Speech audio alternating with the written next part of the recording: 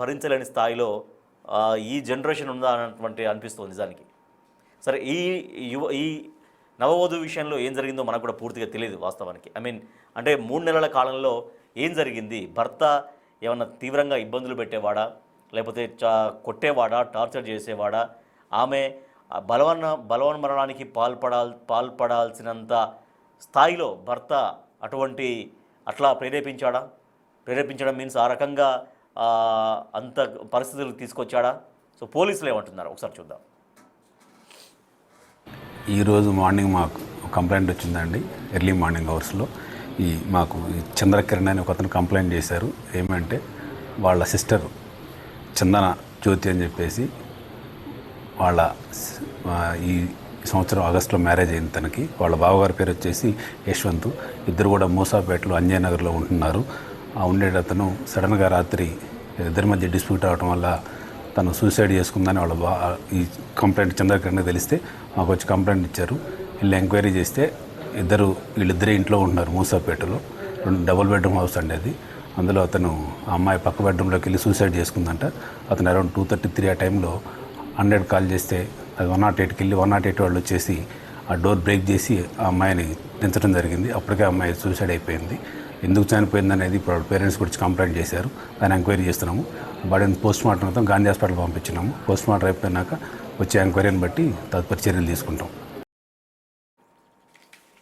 ఈరోజు మూసాపేటలో నివాసం ఉంటున్న చందన జ్యోతి బలవన్మరణానికి పాల్పడింది. పెళ్ళై కేవలం 3 నెలలు మాత్రమే అయింది. సో పోలీసులు కూడా అదే చెప్తున్నారు. సో కొత్తగా పెళ్ళైంది, వాళ్ళు మూసాపేటలో నివాసం ఉంటారు. వాళ్ళ మధ్యలో గొడవలు వచ్చాయి. సో దాంతో బెడ్రూమ్లోకి వెళ్ళి ఆమె ప్రాణాలు విడిచింది, బలవన్మరణానికి పాల్పడిందని పోలీసులు చెప్తున్నారు. సో పూర్తి సమాచారాన్ని మా ప్రతినిధి సుజాత అందిస్తారు.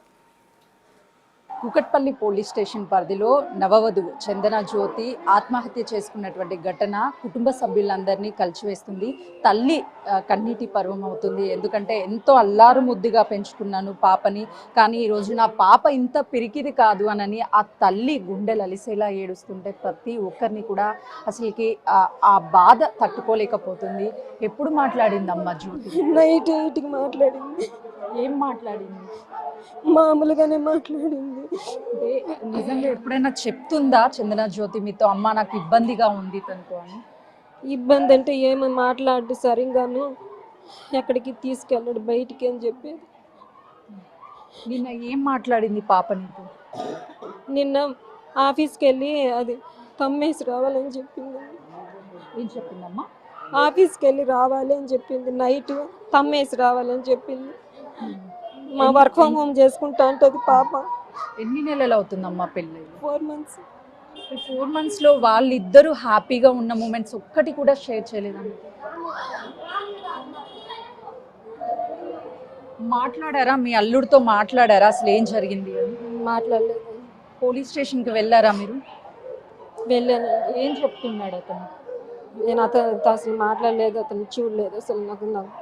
అంటే 4 నెలల్లో మీరు అతన్ని గమనించింది ఏంటి అసలు? తన చేసుకునేది అయితే కాదు. చెంపల మీదంతా దెబ్బలు ఉన్నాయి. ఇప్పుడు చూసిన తల ఒకటే చూసిన. నిజంగా చాలా ఇష్టం మీకు, ప్రతిదీ కూడా మీతో షేర్ చేస్తుంది అని చెప్తాను, కానీ అసలు దాచిపెట్టదు ఏది కానీ. ఈ విషయాన్ని ఎందుకు ఏం చెప్పుకోలేకపోయింది? నైట్ ఏం జరిగిందో తెలియదు. తెల్లవారు నైట్ 8కి మాట్లాడింది. తెల్లవారుజామున 3కి ఫోన్ చేసినారు రమ్మని. ఎవరు కాల్ చేశారు? ఎవరు ఫోన్ చేశారమ్మా? మా పాప వాళ్ళ ఆడబిడ్డ భర్త ఫోన్ చేసిన. వాళ్ళు ఏం చెప్తున్నారు ఇప్పుడు? మీ పాప వల్ల అత్తయ్య కావచ్చు, మామయ్య, లేకపోతే వాళ్ళకి సంబంధించిన? నాకు ఏం చెప్తున్నారో నాకు తెలియదు. పాపని ఎంతో ముద్దుగా పెంచుకున్నావు, ప్రతిరోజు కూడా మీతో ఫోన్ మాట్లాడుతుంది, కానీ ఈ విషయాలు మీకు ఎందుకు చెప్పలేకపోయింది తను బాధపడుతున్నట్టు? మా పాపకి నాకు అట్లాంటివన్నీ చెప్పలేదండి. ఎప్పుడన్నా ఇట్లే చెప్పేది. ఎప్పుడన్నా మాట్లాడి సరిగ్గా ఎక్కడికి తీసుకెళ్ళాడు, సరిగ్గా పట్టించుకోడు అని చెప్తాను. అంటే అదే కొద్ది ఇప్పుడే కదమ్మా ఫస్ట్ కొద్ది రోజులు పోతే మామూలు అవుతారులే అని అట్లా చెప్పేవాళ్ళం మేము. మీది ప్రాపర్ ఎక్కడ? మాది ఆర్టీపీ. సంక్రాంతి వస్తుంది, కొత్త జంటని ఇంటికి తీసుకువెళ్ళాలని కోటి ఆశలు మీకు ఉంటాయి, కానీ ఈరోజు పాపని ఆ పరిస్థితిలో మీరు తీసుకెళ్తున్నారు.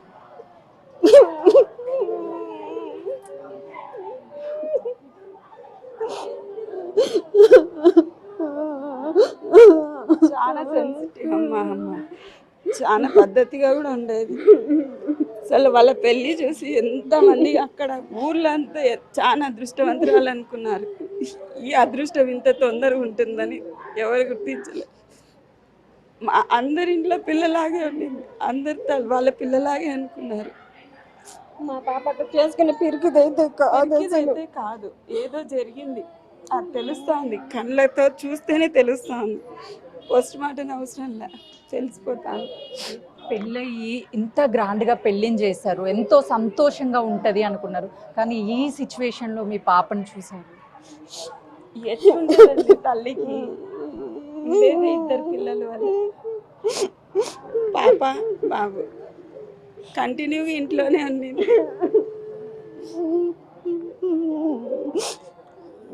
మీరు ఇంకా ఏడిపించకండి.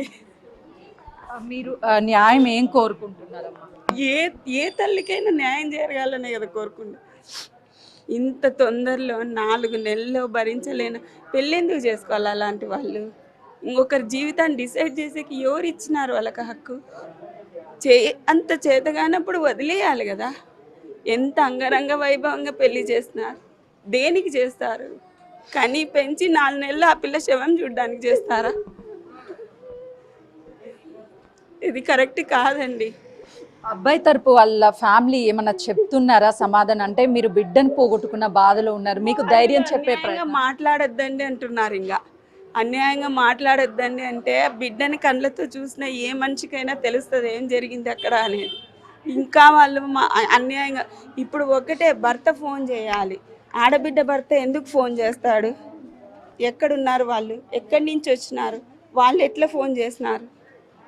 ఎదురు ఆ అమ్మాయే చేసుకుందంటే ముందు భర్త ఉంటాడు, తను చేయాలి ఆ ఫోన్. తను ఎవరు ఫోన్ చేసేకి? అక్కడే తెలియలేదండి. చందన జ్యోతి సూసైడ్ చేసుకొని చనిపోయేంత పిరికిది కాదు, ఏదో జరిగింది ఇంట్లో ఆ రోజు రాత్రి, కానీ న్యాయం చేయాలి మాకు అని చెప్పేసి ఆ తల్లి తల్లడిల్లిపోతున్నటువంటి పరిస్థితి అయితే ఉంది. మరికొద్ది సేపట్లోనే పోస్ట్ మార్టం అనంతరం కూడా తమ స్వస్థలానికి చందన జ్యోతిని తీసుకువెళ్ళి అంత్యక్రియలు చేస్తామని కుటుంబ సభ్యులు చెప్తున్నారు. కానీ నా అల్లుడికి మాత్రము కఠినంగా శిక్ష పడాలి అని చెప్పేసి ఆ తల్లి బాధని వ్యక్తం చేస్తున్నటువంటి